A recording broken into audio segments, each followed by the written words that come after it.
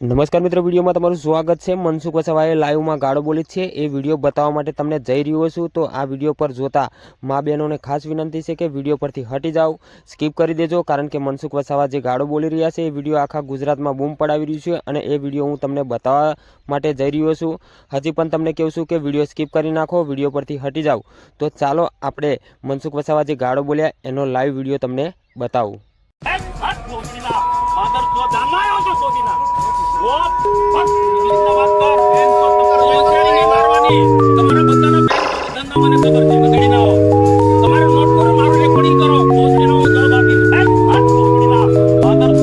તો મિત્રો, આ હતું મનસુખ વસાવાનું ગાળોવાળું રેકોર્ડિંગ। તો તમને આ ગાળોવાળું રેકોર્ડિંગ જોઈ તમને શું થયું, તમને જે કંઈ કહેવા માગતા હોય મનસુખભાઈ માટે તો તમે લખી શકો છો। અને આમ તો કહેવાય કે ચૈતરભાઈ વસાવાની અત્યારે બૂમો પડી રહી છે, તો 100% ચૈતરભાઈ જીતી જશે।